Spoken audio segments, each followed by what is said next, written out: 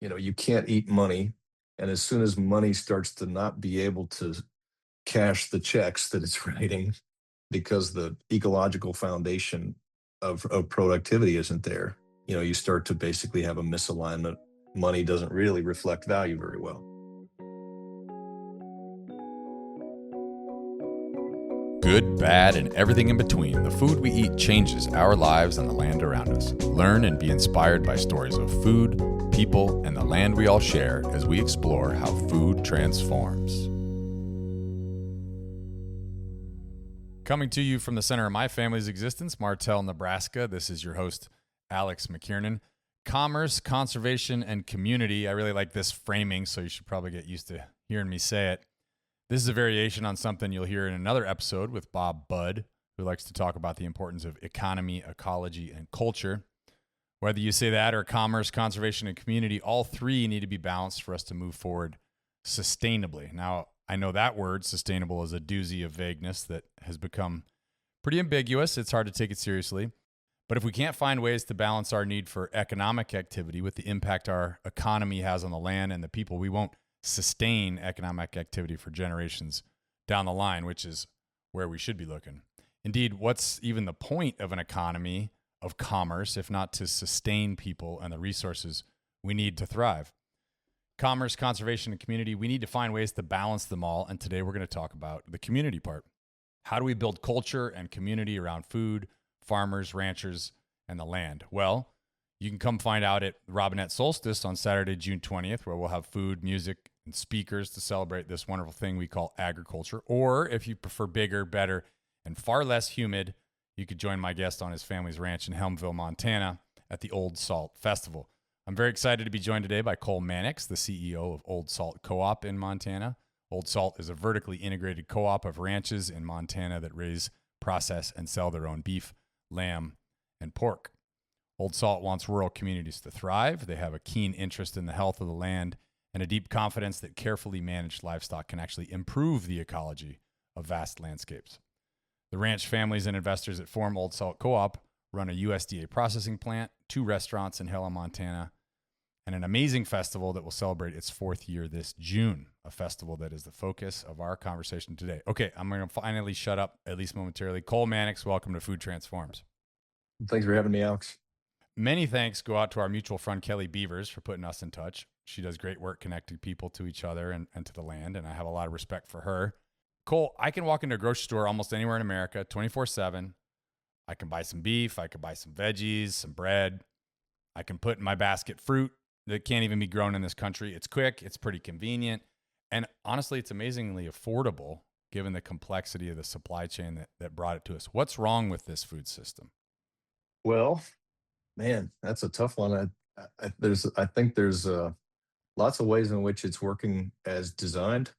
If you think about it being designed for consistent output at a relatively inexpensive price point, I think if you look at the health of people across the country, Americans, and I think if you look at the health of soils and look at the rate just the loss of intact, ecologically intact land, and that's to development, but it's also just the lack of intactness, lack of loss of habitat, loss of species.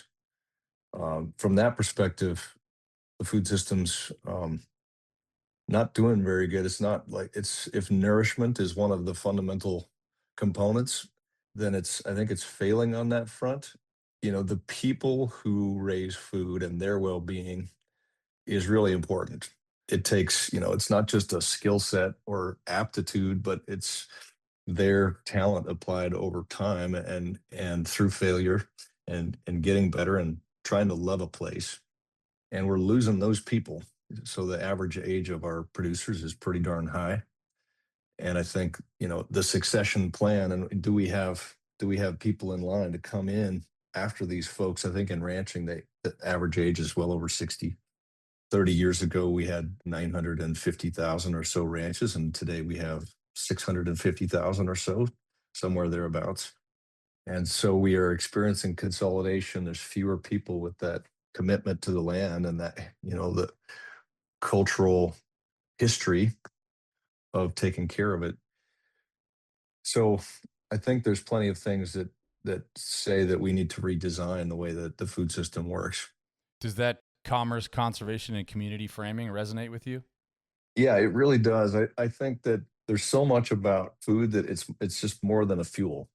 It's how we structure our relationship with each other. You Mm, know, it's where we celebrate our um, our high moments together. You know, whether those are birthdays or weddings, but it's also how we grieve together. I think that trust just cannot be built very well through a label and through a set of certifications. I think the way that people learn to trust something that they don't happen to be an expert in, and even if they do happen to know quite a bit about it, ultimately what it takes to learn to trust something is multiple touch points with the people who are doing the work. yeah. Seeing those people show up with integrity in multiple contexts, and you start to say, well, I'm sure that they're not perfect, but I'm starting to trust this person. You Right. know, I can drive through the landscapes, or I can be in the landscapes where this food is being raised, and I can have my own sense of whether it's an ecologically intact place, with my own sense of whether I think it's likely that the food that is coming from it is clean, you know, absent of things that might be harmful to me, but also, you know, have the presence of nutrient density. Yeah. In the meat world, in the 1980s, we went to boxed beef, and that meant that meat was primarily being processed all the way down to the finished product in a more centralized, high volume processing plants. And that meant that grocery stores stopped having as many butchers in their butcher department. And I think there was a community element lost there. So it wasn't just about the way that meat was being put into boxes at a central location instead of, you know, being cut and put out more in a marketplace or in a grocery store butcher shop. It was just that you lost the conversation, the interaction between the customer and those butchers who knew something about where those whole animals were coming from. And I think there's transparency, and there's, you know, just human connection that's lost in that process. Right. Well, it feels like the Old Salt Festival is part of the answer of what to what's broken with the food system and how Old Salt approaches that. Tell me nuts and bolts. What is the Old Salt Festival? Yeah, so it's 3 days on my family's ranch in the Blackfoot Valley, Western Montana. So if you've not spent much time in Montana, Glacier National Park is kind of up on the northwest part of the state, and south of that is the Bob Marshall and Scapegoat Wilderness area, and just south of that is the kind of the first little area of private and public working lands, and that's where my family has ranched since the 1880s. So it's a pretty special place, not too far from Missoula, down the Blackfoot River, about 70 miles, not too far from Helena, to the southwest, about 60 miles, or sorry, to the southeast, about 60 miles. And it's a mix of music and live fire cooking and talks, panels, and poetry, and kind of discussions about everything from ranching amidst grizzly bears to how to finance the middle market infrastructure that it takes to connect producers with customers. Everything from that to like open mics. On Sunday, we have an open mic where a lot of times kids will get up and sing a song, or somebody will give a reflection about their experience at the festival. There's also a lot of demonstrations that are a little bit more interactive. We do pasture walks in the morning. One of them this year, we're talking about flood irrigation and how it has some benefit to late season stream recharge as it moves through the water table. We're talking a little bit about Audubon, what they have learned from surveying our ranch and the bird habitat. All of the Old Salt ranches went under the Audubon Conservation Ranching kind of planning process. And so there's these pasture walks. My sister and some of her contacts are hosting a couple of equestrian activations and a working stock dog demo. Cool. So it's really just there's a maker's tent where people are making, you know, goods to sell, and some of that are brands that are trying to start up. Like IND Hemp is a project in Montana that's making a shirt in partnership with another clothing company. So some of it is people who are starting businesses and showing off their products, and then in other cases, it's more on the art side. Yeah. But it's just really meant to be soul food, a place where people connect with a community of people who are all trying to do better and are interested in how do we as a species learn to belong to our places and take care of them in the long term. It's a really good networking event. One of the kind of the long term purposes for us is we think there's a whole bunch of social enterprise type businesses that are doing really good work Mm-hmm. in maybe in the category of what philanthropy used to fund. And we would like to find a way to activate family office, donor advised funds, and foundation PRIs into this space, whether it's investments or grants or debt. And so we're trying to make it a networking event in that sense where you might meet your next business partner, or you might meet your next investor, or you might meet your next project to invest in. And so it's really just meant, to be a coming together of like-minded people to find some hope and to kind of advance their work. That's awesome. I would say it's probably 75% urban folks and Mm-hmm.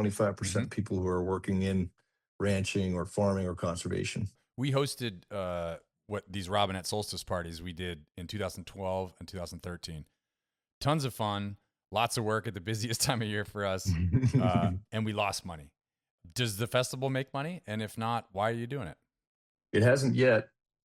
So we're going into year four. Last year, we had about 3,000 people over 3 days. And our direct expenses, not counting any of the corporate overhead, it took, we were about 400,000. Wow. And we just exceeded that in revenue, about 440,000 in revenue. Mm-hmm. But I think it probably takes, if we were talking to each other with a straight face, it probably takes about $140,000 worth of corporate labor just to organize the thing. Right. So not yet. I believe that it can be profitable, but really its purpose was not as a profit center. Mm-hmm. Its fundamental purpose is to be an experiential form of brand building, just getting the community together, and also just helping to sort of raise up other cool projects that have come into our awareness that we think are worth paying attention to. So this year, for example, Friday morning there's a session called Showing Off, and we've got a couple of projects from Kentucky, a project from Arkansas, a couple of projects from California, a couple of projects from Montana, where they're just sharing the work that they're doing That's great. and then engaging people in discussion. Yeah, we at those events over a decade ago, just as one example, we had it. There's a couple we know. They met. They now have two great kids together. And years after those parties, he started working for us at Robinette, Mm. and they're raising their family on the land. That's valuable, but it doesn't show up on our balance sheet. Um, Mhm. the value of those solstice parties is really still with us in terms of memories customers share and the engagement that we built in those nights, but I can't Right. quantify it. Um, do those conservation and community pieces need to show their monetary value, or does the commerce piece need to learn to recognize there's value beyond money? And if so, how do we do that? Well, I think both. I think anything you do needs some kind of stable base so that you can keep doing it. And we're at a point, with Old Salt that, there's you expect a startup phase, and it's necessary. You got to kind of prove it, but at some point, it can't be based on people working 100-hour weeks Right. and with no time with family. And so as you do have to find economic stability, but you have to. Our whole food system needs to define wealth more broadly, Yes. and there are many forms of return. And so I think that it's both. Like right now, the market doesn't do a great job of factoring in biodiversity as a value. It doesn't do a Mm-hmm. great job of factoring in soils. It doesn't do a great job of factoring in human beings and the value that they bring Right. to agriculture. I think more broadly, Old Salt's premised on the founders having to redefine what wealth means. Our key employees who are making less than they otherwise could in the marketplace with their time and talent, Yep. them defining wealth differently. Our investors, I still think we can deliver a good return, but we're very risky. And so I think that if we return what we say we can to investors, still, we will be essentially delivering a lower rate of return than than normally people would expect for that similar level of risk. Yeah, I was wondering about that. Do we investors, people in general, have an unreasonable expectation for what sort of return we can expect from investments? Can we expect the sorts of returns that are out there if we're investing in businesses that take care of the land and take care of people? I don't think we can expect the same sort of monetary returns. I think we can expect better returns overall, Right. defined appropriately. But I think it's just unreasonable, no matter how good the management of a pasture or of a farm, it does start to reach an asymptote of what it can produce. Hmm. Farmers and ranchers talk about carrying capacity, and our planet probably has a carrying capacity where we're not overshooting what we can actually capture from the sun and what we can actually produce. And that is a very tangible form of, you can't eat money. And as soon as money starts to not be able to sort of cash the checks that it's writing Right. because the ecological foundation of productivity isn't there, you start to basically have a misalignment. Money doesn't really reflect value very well. I should say that I hear often from impact investors and people that are passionate about regenerative agriculture. I think some of them see it as a bit of a silver bullet where you can have your cake and eat it too. And Perpetual motion machine. yeah, but energy doesn't come from nowhere. Mm-mm. There's a lot of energy, but our ability to capture it and turn it into green things and living things is limited. And so I think that inevitably you have to redefine what you expect out of the monetary portion of return if you want the other forms of wealth that are just as important, perhaps more important.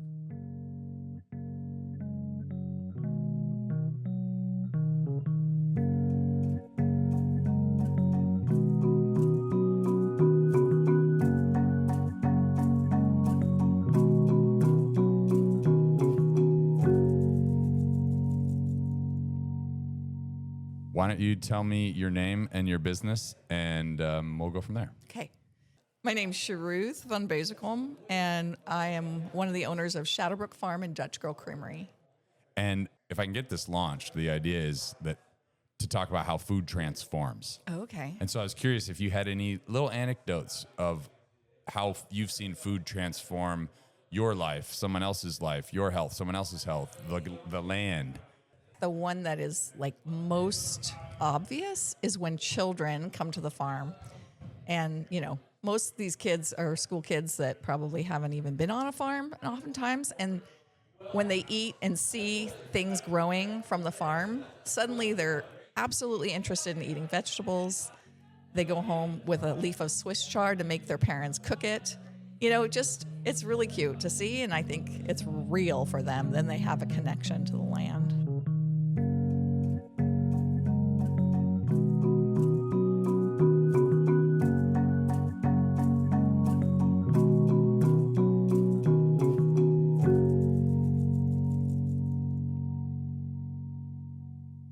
Cole Mannix from Old Salt Coop is here, and we're talking about all the work they are doing building culture and community around food. Now, getting folks to value something and act on those values, Chloe and I have found is really hard. It's Mhm. easy for me to talk about the value and the importance of what we do at Robinette, and I'm sure that's also easy for you to be passionate about with Old Salt. I truly believe it. I can tell that you truly believe those things, but it's harder for me to sell it. I'm not like a good salesman in that sort of role. Mhm. And at the end of an interview you did at the Old Salt Festival last year, I heard something similar that I wanted to ask you about. You were wrapping up the interview, you were thanking all the important people there at Old Salt, and then you said, I have to do this too. It's important, so I'm going to do it. You're psyching yourself up. And then you said, if you order by Friday, it's 18% off, but only for the folks that are here. Is that selling role uncomfortable for you? Yeah, I sure never pictured myself as a salesman. I was a theology student. I thought I was going to be a priest. I never set out to be in business. But I think the most authentic forms of anything is like the person really believes Yeah. in some value And, marketing when it's authentic, I think is really just trying to share that with other people. Absolutely. And there's plenty of smoke and mirrors. And, you know, for me, one thing that we're not selling widgets, we're not selling stuff people don't need. Uh, we don't have a purely financial mission. We set out because we believed that livestock, which is the primary thing we're dealing with in these large Montana landscapes, can be a real win-win for society because they can have a light enough impact on the land to really allow for the existence of a whole bunch of other species that used to use that habitat before, human beings started having, such a huge presence. And at the same time, I don't think animal foods are the new kid on the block in the human diet. I think they've been around for a long time. So I think it's a nourishing product that can really come from intact landscapes that instead of being dominated by people, people are just one component. So I believe in that product and I believe in that process, and it's something that people need on a daily basis. And so it's easier for me to be passionate about. Yes, I believe that people should buy products from systems like this one. Right. Not that they have to buy everything from us, and we're not trying to take over the meat industry. That's not a good goal in my mind. Right. We're trying to provide valuable products from a particular place that a certain number of people who become our customers have a deeper connection with. I'm really not trying to compete with other regenerative or sustainable or whatever the word is branded programs. What I'm really trying to do is convince on the wholesale side. I'm trying to convince just a few more food service and institutional and small grocery store buyers to buy from something other than Cisco. I'm really trying to convince people to buy something other than Costco because they just cannot have the same connection with place when they shop in that way. And it's understandable why people buy that way. Yep. We're all busy people, and there's some incredible conveniences that come from shopping at a Costco. However, there's so much that's lost. And we've already talked about, I probably don't need to reiterate all those things that are lost, but it's essentially an anonymous product. You have no real sense for the land and the people behind the label. I think too, when people start to be a little bit more intentional with their purchases, they find a lot more joy in life. Yeah. And so, yeah, you have to ask people to go against the grain, but often you find that that's life giving. Ultimately, that is, I think, what a lot of operations like ours are selling is that connection to land, to place, and relationship. Chloe and Mhm. I have worked really hard for years to make this business work. We've pushed through various hardships. We've applied for grants. We've reinvented ourselves many times. And I'll be honest, like, we're kind of tired. like Mhm. we need modest profits to make Robinette more financially sustainable over the long run, but it's hard to get there. And sometimes I just don't know what kind of hustle we have left in us. How are you doing in the hustle department? Yeah, boy, I've been in the Old Salt process pretty heavy since uh, fall of 21. The first ideation started happening in early 2020. And for me, it's been very long weeks, and I think for several core members of our team, it's been the same. So, and the wind sprint can only last so long. Right. The lactic acid starts to build up, and then for me too. Right out of grad school, 2012, I went to work for a meat company. It was a cooperative of ranchers, and I was making $1,500 a month. I'm still in about that range. And so it's not just it's not just the old salt process, but for me, I kind of gave myself over to this back in 2012, and at some point, my wife's asking, okay, what is college going to look like for our two little boys, Yep. and is there going to be a little bit more family time at some point? So yeah, you have to find the pace has got to change a little bit. And I think a lot of that has to do with getting other good people on the team and finding a scale Right. that works for our business. We are doing a lot of things. Some, not all of them. It's possible that all of them won't stick, but I do think that the key to resiliency is having not all your eggs in one basket, Mm-hmm. and that means for us moving in whole animals. I think it has to mean multiple enterprises. And if we're not going to market to people surely on labels and label claims, then it means experiential marketing. It means events Right. and restaurants Relationships. and relationships. And that, that just relationships take time. Dad always said, with things, efficiency; with people, with living things, patience. And I like and that. and so if you're going to build relationships, that takes patience, and there's no substitute for time. Yeah. And also, I will say, like, yeah, I'm running a little low on energy and resources, but I also get a tremendous amount of energy by getting to do work that I think is tremendously meaningful. Yeah. So I'm really grateful for it too. Absolutely. No, I don't think I complain about it. Maybe Chloe and I complain to each other, but uh, so fortunate to have the opportunity to pursue our dream, which is what we're doing. Uh, Mhm. Land is kin is a phrase that Old Salt uses, and I love that it elevates the status of the earth in ways that most advertising cultures don't. Now, I'm very cognizant of the danger of two white guys talking about native ideas, but as I understand it, many native cultures have a much more expansive and inclusive view of kin, of relatives, than European cultures. And I think in those cultures, one's relatives, they go far beyond other humans, which expands the circle of respect, obligation, and ultimately care. And I'm just curious, has Old Salt been influenced by native culture and perspectives? Absolutely. The founders of Old Salt was basically three ranches, and I think they all had been around long enough to know what it takes to love a place, but also cognizant of how short they've been around in the big picture. And right now we're speaking fairly seriously with one of the tribes in Montana that has been highlighted at last year's festival, will be again this year's festival, about the possibility of becoming members in Old Salt. And so I absolutely think we have a ton to learn from indigenous peoples. For us, land is kin is a way of seeing the world. Your way of seeing kind of sets how you value things.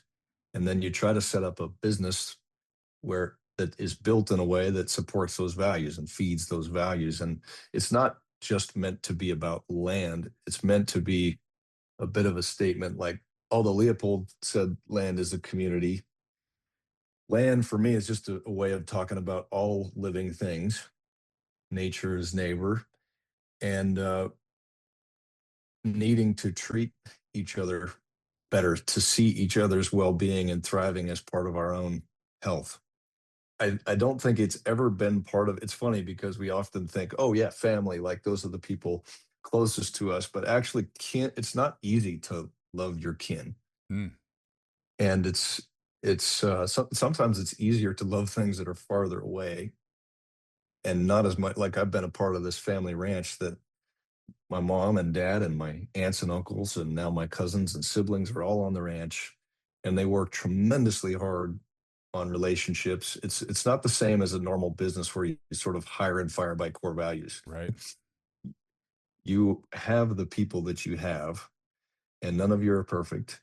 And it takes a whole bunch of continuing to work on the vision and the values that connect you, to ask forgiveness and to forgive, to go beyond regular dollars and cents, balance sheets and P&Ls, to ensure that each person in the business feels like they have a role, feels like they have enough autonomy, and yet still needing to operate as one business that's coherent.